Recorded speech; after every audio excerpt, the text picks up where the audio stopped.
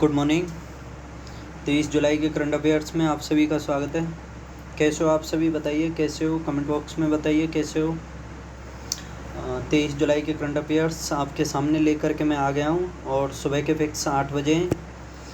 आपको फिर से बता दूं कि ये क्लास डेली सुबह 8 बजे होती है, तो मैं आप सभी से डेली रिक्वेस्ट करता हूँ कि टाइम से आ जाया करें और डेली क्लास को मेरे साथ एंड तक देखा करें।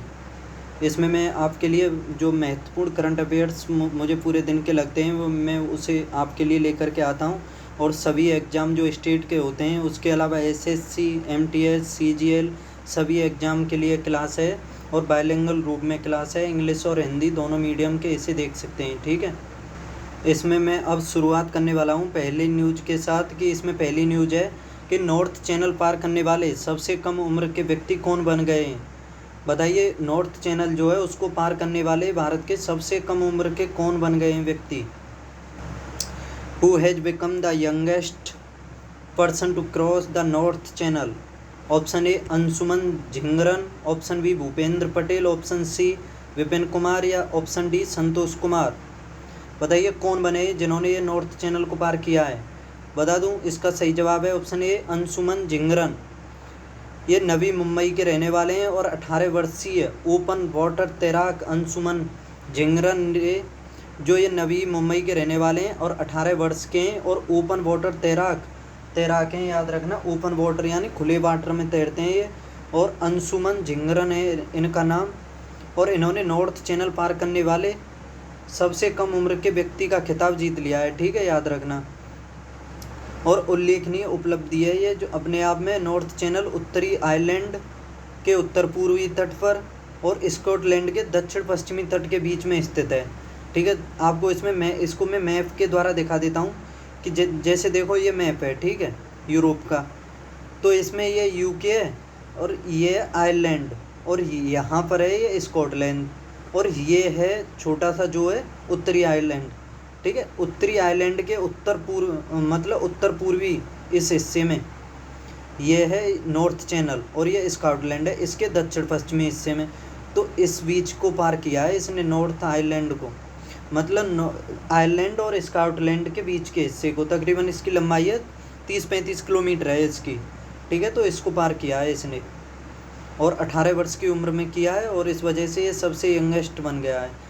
आपको बता दूं, देखो इसे मैप में और देख लो इससे संबंधित कि जैसे ये आपके सामने बाल्टिक सागर, तो बाल्टिक सागर में देश आते हैं लिथुआनिया, लातविया, लिथुआनिया और एस्टोनिया, ये तीनों देश आते हैं, ठीक है, बाल्टिक सागर में जो हैं एस्टोनिया, लातविया और लिथुआनिया।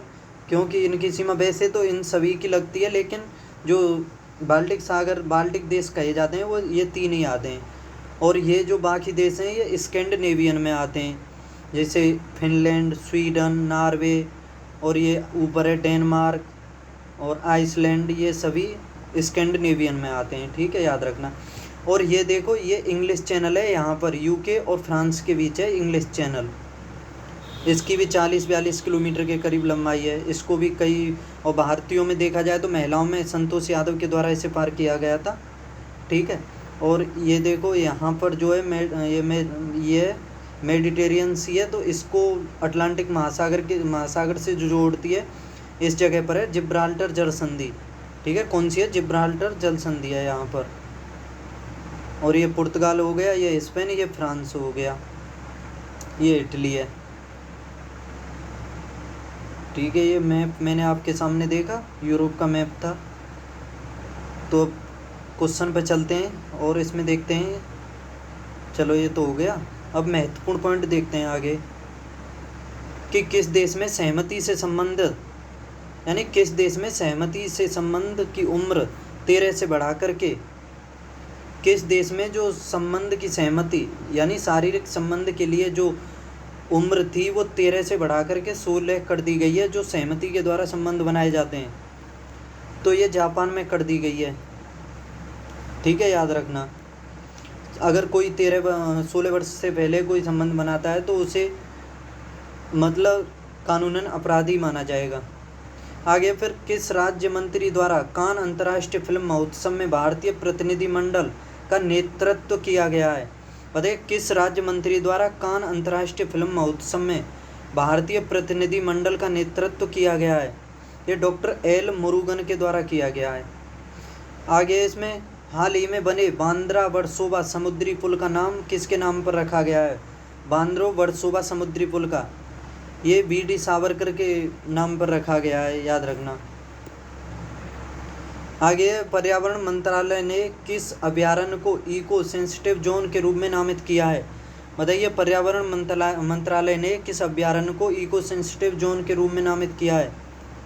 यह किया है ताल छापर अभयारण्य को, ताल छापर अभयारण्य। अच्छे से याद रखना, इको सेंसिटिव जोन के लिए नामित किया गया है ताल छापर अभयारण्य को। और ताल छापर के बारे में बता दूं कि ये उत्तर पश्चिमी राजस्थान में पड़ता है, ठीक है। उत्तर पश्चिमी राजस्थान में एक जिला है चुरू जिले में पड़ता है, उसके अंतर्गत आता है ये ताल छापर अभयारण्य। और यह काले हिरन के लिए प्रसिद्ध है, काला हिरन यहीं पर पाया जाता है, ठीक है। और इस जगह, इस ताल छापर में पक्षियों का भी निवास बहुत अधिक है, तो इस वजह से इसे पक्षियों का घर भी कहा जाता है। इस जगह पर पक्षी बहुत संख्या में पाए जाते हैं, ठीक है, याद रखना। ताल छापर है चुरू जिले में, राजस्थान में, और काला हिरन यहीं पर मिलता है, काले हिरन के लिए भी प्रसिद्ध है। आगे क्वेश्चन नंबर 2 है, उद्योग और आंतरिक व्यापार संवर्धन विभाग और किस राज्य सरकार ने संयुक्त रूप से एक जिला एक उत्पाद वॉल का शुभारंभ किया है? एक जिला एक उत्पाद वॉल का शुभारंभ उद्योग और आंतरिक व्यापार संवर्धन विभाग और किस राज्य सरकार ने? बताइए। The department for promotion of industry and internal trade and which state government jointly launch the one district one product wall. तो बताइए, कौन सा राज्य इससे संबंधित है जो उद्योग और आंतरिक व्यापार संवर्धन विभाग और उस राज्य ने संयुक्त रूप से एक जिला और एक उत्पाद वॉल का शुभारंभ किया है? Option A Rajasthan, option B Gujarat, option C Tamil Nadu या ऑप्शन डी हरियाणा। तो इसका सही जवाब है गुजरात। याद रखना, इसे गुजरात और वाणिज्य और उद्योग मंत्रालय के उद्योग और आंतरिक व्यापार संवर्धन विभाग के द्वारा इसे शुरू किया गया है। और यह स्वदेशी शिल्प और कारीगरों को बढ़ावा देने के लिए गुजरात सरकार के साथ सहयोग करेगा इसमें। और 20 जुलाई 2023 को ODOB वॉल का उद्घाटन संयुक्त रूप से नई दिल्ली के गरवी गुजरात भवन में किया गया है इसका। आगे इसमें महत्वपूर्ण पॉइंट देखते हैं कि UBI ग्लोबल ने किस राज्य के स्टार्टअप मिशन को दुनिया के नंबर 1 सार्वजनिक व्यापार इनक्यूबेटर के रूप में दर्जा दिया है? बताइए, UBI ग्लोबल ने किस राज्य के स्टार्टअप मिशन को दुनिया के नंबर 1 सार्वजनिक व्यापार इनक्यूबेटर के रूप में दर्जा दिया है? ये दिया है केरल के स्टार्टअप मिशन को। आगे, किस राज्य सरकार ने ग्रीन हाइड्रोजन पॉलिसी तैयार करने की घोषणा की है? ग्रीन हाइड्रोजन ये की है हिमाचल प्रदेश ने, ग्रीन हाइड्रोजन। आपको बता दूं कि जो हाइड्रोजन ईंधन है ये सबसे स्वच्छ ईंधन है और इसकी जो इसकी क्षमता होती है, यानी जो इसकी हाइड्रोजन की जो ऊर्जा उत्पादन करने की क्षमता होती है वो सबसे अधिक होती है। जैसे हम एक ग्राम हाइड्रोजन को जलाएंगे तो उसके बाद जितनी ऊर्जा उत्पन्न होगी उसके मुकाबले देखा जाए तो किसी भी पदार्थ को एक ग्राम जलाने पर इतनी ऊर्जा उत्पन्न नहीं होती है जितनी कि हाइड्रोजन से होती है। तो याद रखना। किस राज्य सरकार ने राज्य में शिक्षकों की भर्ती के लिए शिक्षा सेवा चयन आयोग गठित करने का फैसला किया है? किस राज्य सरकार ने राज्यों में शिक्षकों की भर्ती के लिए शिक्षा सेवा चयन गठित करने का फैसला किया है? बता दूं, इसका सही जवाब है उत्तर प्रदेश ने किया है। किस राज्य के पहले डिजिटल रेडियो स्टेशन रेडियो संगवारी का शुभारंभ किया गया है? किस राज्य के पहले डिजिटल रेडियो स्टेशन रेडियो संगवारी का शुभारंभ ये छत्तीसगढ़ में किया गया है, याद रखना। आगे क्वेश्चन नंबर 3 है, इसमें किसके द्वारा लिखित through the broken glass an autobiography पुस्तक का विमोचन किया गया है? Through the broken glass an autobiography पुस्तक, बताइए किसके द्वारा विमोचन किया गया है? बताइए, the book through the broken glass an autobiography authored by whom has been released? Option A Sanjeev Kumar Balyan, option B Narayan Embranthiri, option C Satpal Bhan, option D Narayan भागुल। तो इसका सही जवाब है ऑप्शन सी सतपाल भानु। सतपाल भानु के द्वारा through the broken glass an autobiography पुस्तक का विमोचन किया गया है, याद रखना। आगे देखते हैं NTCA ने चीता परियोजना की देखरेख के लिए किस की अध्यक्षता में एक समिति का गठन किया है। NTCA ने ये किया है राजेश गोपाल की अध्यक्षता में। आपको बता दूं जो टाइगर प्रोजेक्ट आया था वो 1973 का प्रोजेक्ट है, इंडिया में टाइगर के संरक्षण के लिए आया था, तो ये 1973 का याद रखना। और एलिफेंट प्रोजेक्ट था 1992 का, ठीक है, याद रखना 1992 का। तो इसमें याद रखना NTCA के द्वारा चीता परियोजना की देखरेख के लिए अध्यक्ष चुना गया है राजेश गोपाल को। आगे किसे वैश्विक जलवायु परिवर्तन पैनल COP28 के लिए सलाहकार समिति में नामित किया गया है, बताइए। COP28 के लिए किसे सलाहकार समिति में नामित किया गया है वैश्विक जलवायु परिवर्तन पैनल में?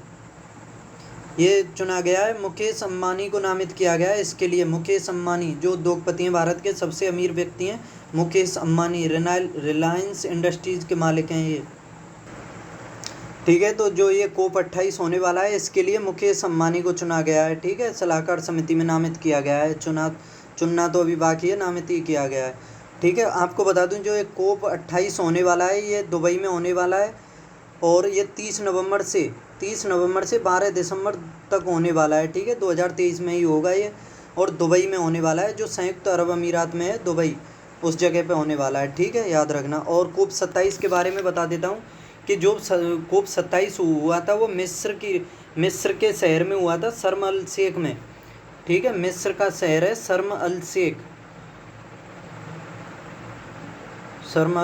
में हुआ था, ठीक है, याद रखना। और इस COP27 से पहले हुआ था COP26 हुआ था, स्कॉटलैंड में हुआ था, ग्लासगो स्कॉटलैंड में नहीं, हाँ ग्लासगो स्कॉटलैंड UK के अंतर्गत ही आते हैं, तो उस जगह हुआ था ये COP26। और इसी में आपको पता होगा COP26 के अंतर्गत ही प्रधानमंत्री मोदी के द्वारा एक मिशन लाइफ नाम का मिशन था, ठीक है, मिशन लाइफ, वो लॉन्च किया गया था COP26 में 2022 में, ठीक है, याद रखना। ये महत्वपूर्ण पॉइंट है। COP26 हुआ था ग्लासगो स्कॉटलैंड में, COP27 हुआ शर्म अल शेख मिस्र में और COP28 होगा दुबई संयुक्त अरब अमीरात में, ठीक है। और इसके लिए सलाहकार समिति में नामित किया गया है मुकेश अंबानी को। आगे देखते हैं पावर फाइनेंस कॉरपोरेशन का नेतृत्व करने वाली पहली महिला कौन बनी है? पावर फाइनेंस कॉरपोरेशन का नेतृत्व करने वाली पहली महिला ये बनी है परमिंदर चोपड़ा को पावर फाइनेंस कॉरपोरेशन का नेतृत्व दिया गया है, ठीक है। आगे किस भारतीय अमेरिकी को निर्विरोध रूप से विश्व बैंक के अगले प्रमुख के रूप में नियुक्त किया गया है? बताइए किस भारतीय अमेरिकी को यानी भारतीय मूल के व्यक्ति को निर्विरोध रूप से विश्व बैंक जो है उसके अगले प्रमुख के रूप में नियुक्त किया गया है? ये अजय बंगा को नियुक्त किया गया है, याद रखना। आपको बता दूं कि जो विश्व बैंक है उसका मुख्यालय जो है वाशिंगटन DC में है। कोई बता सकता है कि जैसे वाशिंगटन के पीछे DC का मतलब क्या होता है? DC बताइए क्या होता है इस DC का? और एक IMF और एक वर्ल्ड बैंक, तो इन दोनों को जुड़वा बहन की संज्ञा दी जाती है, याद रखना इसके बारे में भी।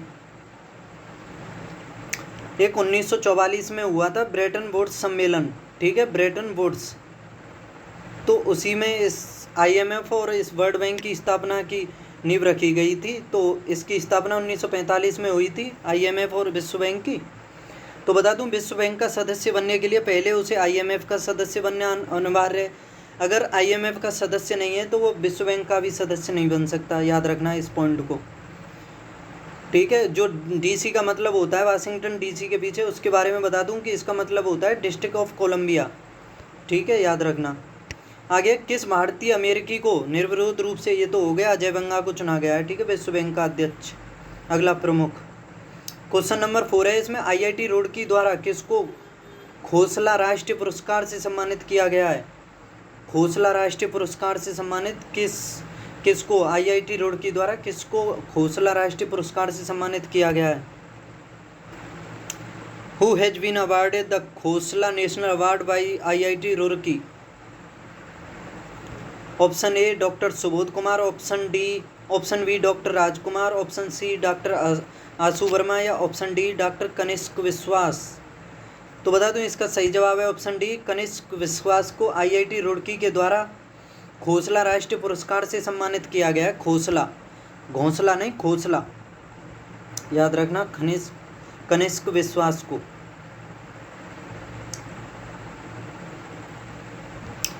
अगर इसमें डॉक्टर कनिष्क का नाम आ गया है तो कनिष्क के बारे में बता दूं, ये कनिष्क राजा हुए थे जो कुषाण वंश के राजा थे।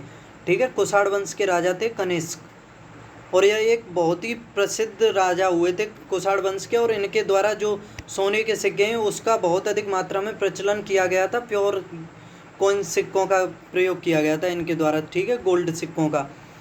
और इन्होंने 78 AD में शकों को पराजित करने के बाद शक संवत चलाया था। ठीक है, शक संवत कनिष्क के द्वारा 78 AD में चलाया गया था, और इनके टाइम ही 278 में नहीं, सॉरी मैं याद करता हूँ, 78 AD में ही इनके टाइम में कुंडलवन कश्मीर में जो चौथी बौद्ध संगति हुई थी, इन्हीं के टाइम में हुई थी। ठीक है, और उसकी अध्यक्षता की गई थी वसुमित्र और अश्वघोष के द्वारा। जो चौथी बौद्ध संगति हुई थी कनिष्क के टाइम में हुई थी, 78 AD में कुंडलवन कश्मीर में हुई थी, और उसकी अध्यक्षता की गई थी वसुमित्र और अश्वघोष के द्वारा। तो याद रखना, ये कुषाण वंश के शासक थे कनिष्क। आगे इसमें महत्वपूर्ण पॉइंट है, किसे लता मंगेशकर दीनानाथ पुरस्कार 2023 से चुना गया है? ये आशा भोसले को दिया गया है, और जो पहला लता मंगेशकर पुरस्कार 2022 में दिया गया था वो नरेंद्र मोदी को दिया गया था, और 2023 में आशा भोसले को दिया गया है। ठीक है, ये लता मंगेशकर की बहनी है छोटी, आशा भोसले, उनको दिया गया है। किसे हाल ही में प्रतिष्ठित संतोकवा मानवतावादी पुरस्कार दिया गया है? बताइए, प्रतिष्ठित संतोकवा मानवतावादी पुरस्कार ये दिया गया है सोनम वांगचुक को। सोनम वांगचुक। किस भारतीय को ऑस्ट्रेलिया के सर्वोच्च नागरिक सम्मान से सम्मानित किया गया है? ऑस्ट्रेलिया का सर्वोच्च सम्मान से सम्मानित किसको किया गया है? ये रतन टाटा को सम्मानित किया गया है।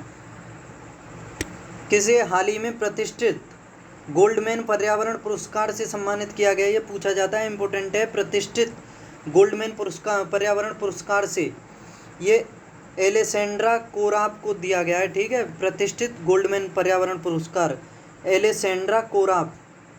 आगे अब क्वेश्चन नंबर 5 है, किस भारतीय ग्रैंड मास्टर ने हंगरी में सुपर GM शतरंज टूर्नामेंट जीत लिया है? हंगरी में सुपर GM, बताइए। Which Indian grand master won the super GM chess tournament in Hungary? Option A Karthik Venkataraman, option B R Praggnanandhaa, option C कोरे अच्छेराज, या ऑप्शन डी जयराम अश्विन। तो इसका सही जवाब है आर प्रज्ञानंदा। आर प्रज्ञानंदा ने हाल ही में जो हंगरी में सुपर GM टूर्नामेंट हुआ है उसको, शतरंज के ये टूर्नामेंट है, इसको जीत लिया है। और आर प्रज्ञानंद के द्वारा 2 बार मैग्नस कार्लसन को भी हरा दिया गया है, जो विश्व चैंपियन है, नॉर्वे के हैं, इस टाइम वर्ल्ड चैंपियन है, वो विश्व के नंबर 1 खिलाड़ी भी हैं। तो उनको हरा दिया प्रज्ञानंदा ने। ठीक है, याद रखना। और ये 17 वर्षीय हैं मात्र, और इन्होंने इसको जीत लिया है। और अंक हासिल किए थे इन्होंने 6.5 अंक हासिल किए थे इस टूर्नामेंट में। आगे देखते हैं, हाल ही में भारत के 79वें ग्रैंड मास्टर कौन बने? ये एम प्रणेश बने हैं। ठीक है, आगे किस भारतीय टेनिस स्टार खिलाड़ी ने अंतर्राष्ट्रीय टेनिस से संन्यास ले लिया है? बताइए किसने लिया है? अंतर्राष्ट्रीय महिला खिलाड़ी हैं, सानिया मिर्जा ने ले लिया है। ठीक है, हाल ही में भारत के 78वें ग्रैंड मास्टर कौन बने? 78वें कौस्तव चटर्जी 78वें, और 79वें अभी आपके सामने थे, ये बने थे एम प्रणेश। आगे फिर किसने हाल ही में national sports club of India schooner open 2023 जीता है? ये लक्ष्मण रावत ने। आगे खेलो इंडिया सीनियर राष्ट्रीय महिला खो खो लीग कहाँ आयोजित की गई? सीनियर राष्ट्रीय महिला खो खो लीग ये चंडीगढ़ में की गई। आगे क्वेश्चन नंबर 6 इसमें, मलेशिया और डेंगू से निपटने हेतु किस राज्य सरकार मलेरिया और डेंगू से निपटने हेतु किस राज्य सरकार ने गम्बूसिया मछली का इस्तेमाल करने की घोषणा की है? मलेरिया और डेंगू से निपटने के लिए किस राज्य सरकार ने गम्बूसिया मछली का इस्तेमाल करने की घोषणा की है? Which state government has announced the use of Gambusia fish to combat malaria and dengue? Option A Orissa, option B Bihar, option C Andhra Pradesh या ऑप्शन डी उत्तर प्रदेश। बताइए, मलेरिया और डेंगू से निपटने के लिए किस सरकार ने गम्बूसिया मछली का इस्तेमाल करने की घोषणा की है? तो इसका सही जवाब है ऑप्शन सी, आंध्र प्रदेश की सरकार ने इसकी घोषणा की है, गम्बूसिया मछली के प्रयोग की। ठीक है, इसमें बता दूं कि आंध्र प्रदेश सरकार ने हाल ही में राज्य के जल निकायों में गम्बूसिया मछली, जिसे आमतौर पर मॉस्किटो फिश के नाम से जाना जाता है, को छोड़कर मलेरिया और डेंगू, यानी मॉस्किटो फिश जो है ये मच्छरों को खाती है, जिसकी वजह से मलेरिया और डेंगू होते हैं।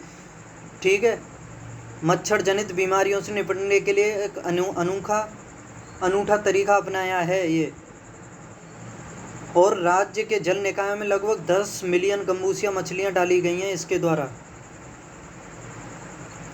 आगे फिर इसमें महत्वपूर्ण पॉइंट है, किस राज्य सरकार ने मुख्यमंत्री वृक्ष संपदा योजना शुरू की है? वृक्ष संपदा योजना छत्तीसगढ़ ने की है। याद रखना, ये तो 3-4 दिन से लगातार आ रही है, तो इसमें याद रखना मुख्यमंत्री वृक्ष संपदा योजना छत्तीसगढ़ सरकार के द्वारा की गई है।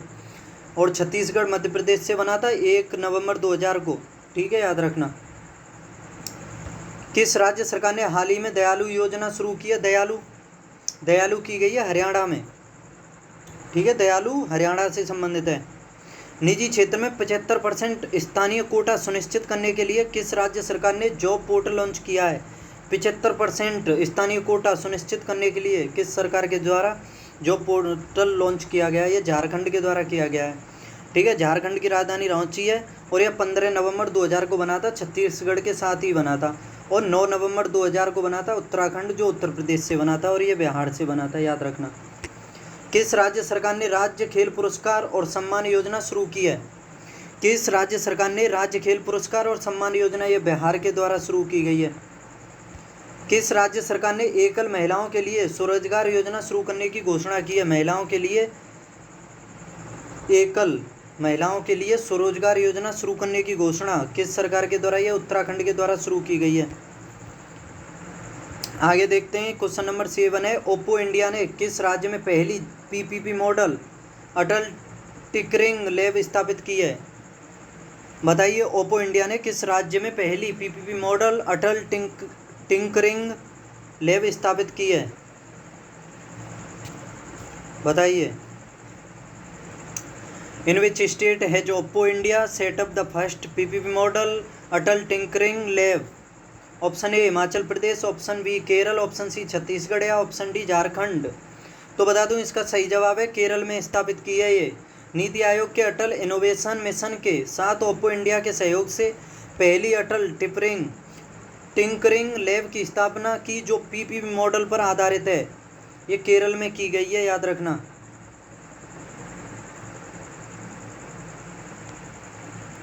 और इसमें बता दूं कि कौशल विकास और उद्यमिता और सूचना प्रौद्योगिकी राज्य मंत्री राजीव चंद्रशेखर द्वारा त्रिशूर के कुरियाचिरा में सेंट पॉल CEHSS में 10 जुलाई को अटल टिंकरिंग लैब का उद्घाटन किया गया है। ये राजीव चंद्रशेखर के द्वारा उद्घाटन किया गया है इसका। यूनिवर्सल पोस्टल यूनियन का दक्षिण एशिया में क्षेत्रीय कार्यालय कहाँ स्थापित किया गया है? यूनिवर्सल पोस्टल यूनियन का यह नई दिल्ली में स्थापित किया गया है।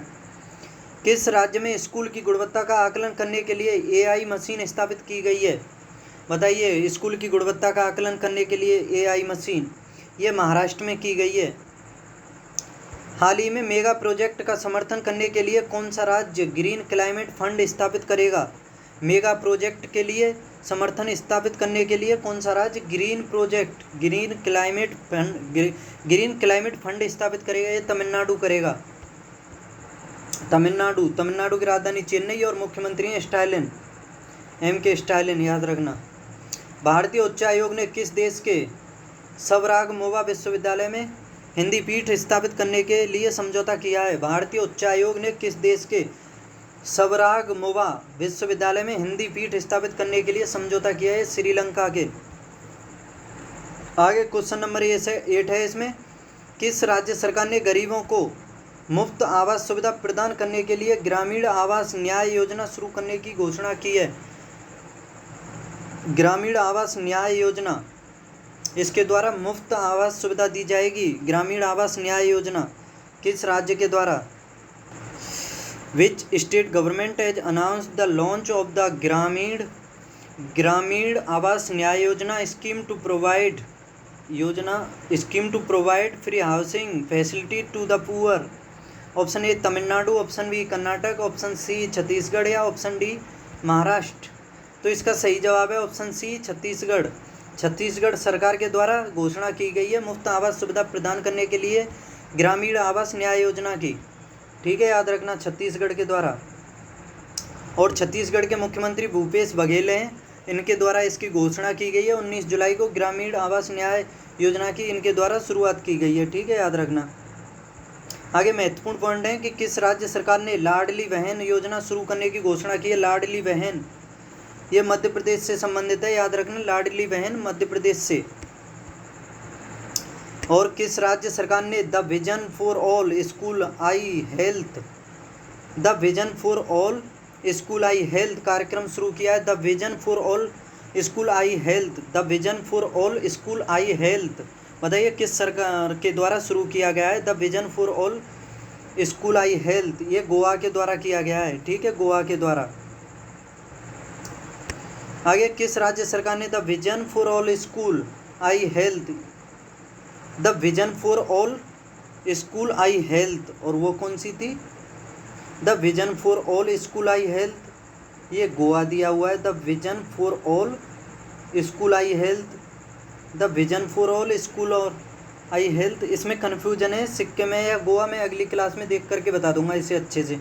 ठीक है, चलो अभी बताता हूँ।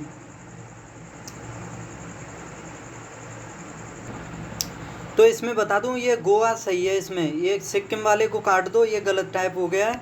ठीक है, तो ये जो the vision for all school I health कार्यक्रम है, ये गोवा राज्य सरकार के द्वारा शुरू किया गया है। ठीक है, याद रखना। आगे किस केंद्रीय मंत्री ने आर्द्रभूमि संरक्षण के लिए आर्द्रभूमि बचाओ अभियान की शुरुआत की है?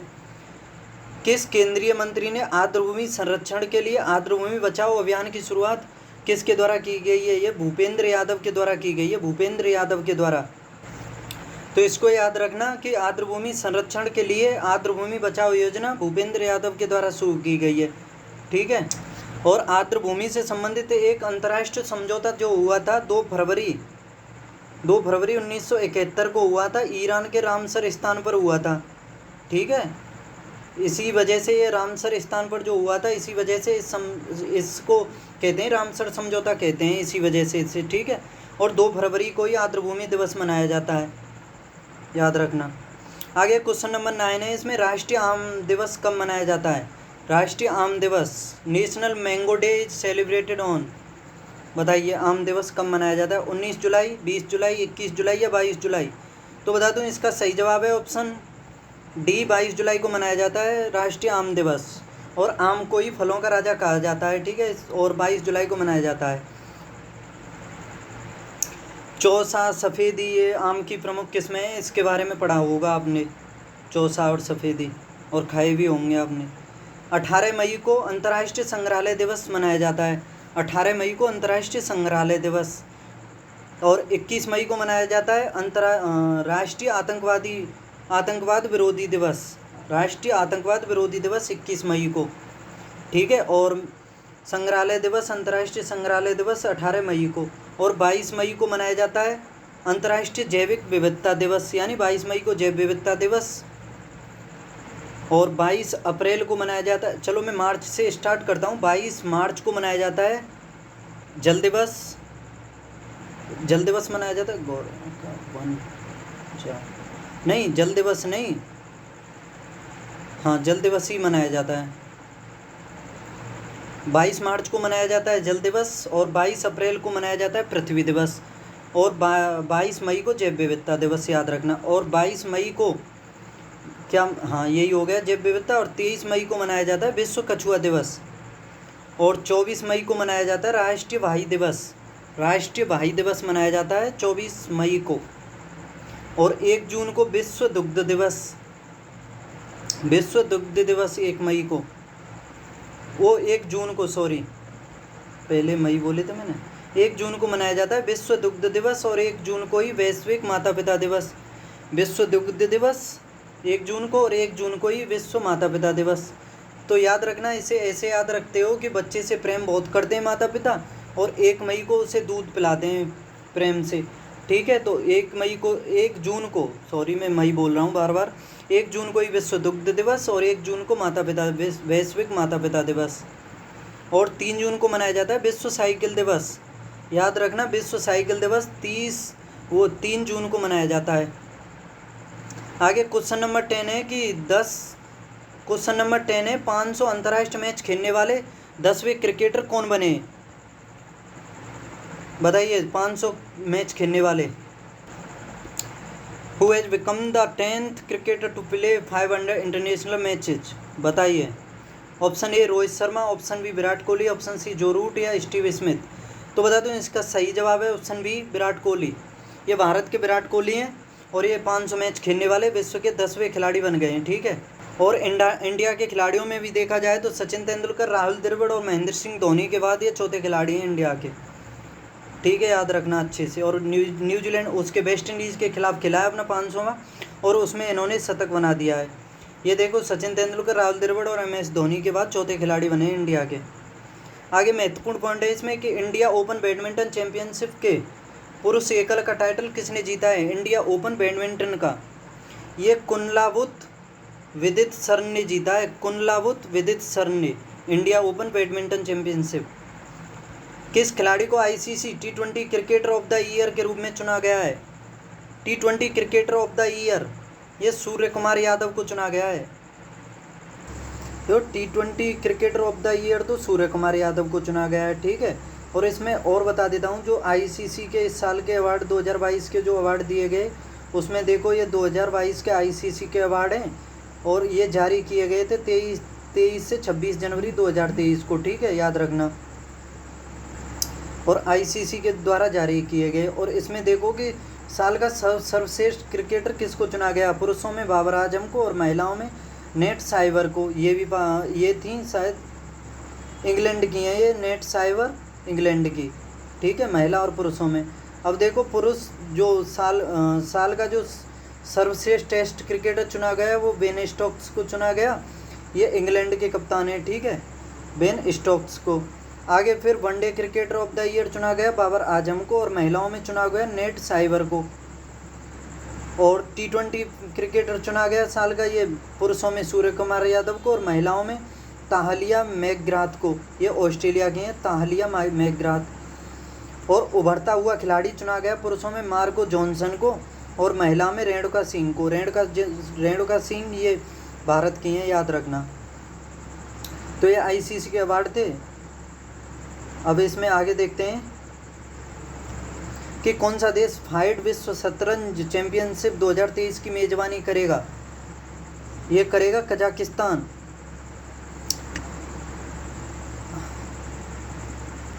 जो काजिंद सैन्य अभ्यास है वो भारत और कजाकिस्तान के मध्य किया जाता है, याद रखना। भारत ने किस देश को हराकर महिला अंडर-19 T20 विश्व कप जीत लिया 2023 में? बताइए, भारत ने किस देश को हरा करके महिला अंडर T20 विश्व कप 2023 जीता? ये इंग्लैंड को हरा करके जीता भारत ने। और इसका जो आयोजन किया गया था साउथ अफ्रीका में किया गया था अभी, ठीक है, याद रखना। इंग्लैंड में हरा करके जीता इंडिया इसे। आगे महत्वपूर्ण क्वेश्चन है कुछ कि मनुष्य के शरीर में पसलियों के कितने जोड़े होते हैं? मनुष्य के शरीर में पसलियों के कितने जोड़े होते हैं? ये 12 जोड़े होती हैं, ठीक है। शेरशाह की मृत्यु कब हुई थी? ये 22 मई 1545 को हुई थी। कालिंजर अभियान पर हुई थी, ठीक है, याद रखना। किस अभियान पर? कालिंजर अभियान पर, गोला दागते समय। और 1986 में स्थापित भारतीय सम्मान किस राज्य सरकार द्वारा प्रदान किया जाता है? भारतीय सम्मान ये उत्तर प्रदेश राज्य सरकार द्वारा जारी किया जाता है। आगे, जोली व्यास किस द्वीप जोली व्यास द्वीप जो है किस द्वीप समूह पर स्थित है? ये अंडमान निकोबार द्वीप समूह पर जोली व्यास द्वीप। आगे, संयुक्त राज्य अमेरिका का सर्वोच्च टेलीविज़न पुरस्कार कौन सा है? जो संयुक्त राज्य अमेरिका में दिया जाता है सर्वोच्च पुरस्कार कौन सा है? ये एमी पुरस्कार है, याद रखना, एमी। इटली के एकीकरण की तलवार किसे कहा जाता है? इटली के एकीकरण की, बताइए, इटली के एकीकरण की तलवार किसे कहा जाता है? किसके द्वारा इटली का एकीकरण किया गया? ये गैरीबाल्डी को कहा जाता है, याद रखना, गैरीबाल्डी को। और बता दूं, जर्मनी का एकीकरण जो किया था बिस्मार्क के द्वारा किया गया था, बिस्मार्क। ठीक है, जर्मनी के एकीकरण का पिता कहा जाता है बिस्मार्क को। तो ये 22 जुलाई के करंट अफेयर्स मैंने आपके सामने देखे। कैसे लगे 22 जुलाई के करंट अफेयर्स? बताइए, क्या समझ में आया, क्या महत्वपूर्ण पॉइंट लगा, और क्लास कैसी लगी? कमेंट बॉक्स में बताइए, अच्छी या कुछ कमी जो सुधार मैं कर सकता हूँ आपके लिए आगे से। और फिर मिलूँगा 23 जुलाई के करंट अफेयर्स के साथ, यानी कल सुबह 8 बजे। तो आप सभी से रिक्वेस्ट है, फिक्स 8 बजे आ जाना क्लास को देखने। फिक्स 8 बजे स्टार्ट हो जाती है करंट अफेयर्स की, और डेली लाता रहूँगा इसी तरह से, और बाइलिंगुअल रूप में सभी एग्ज़ाम के लिए यूजफुल। ठीक है, तो पढ़ते रहिए, हंसते मुस्कुराते खेलते कूदते रहिए। बाय।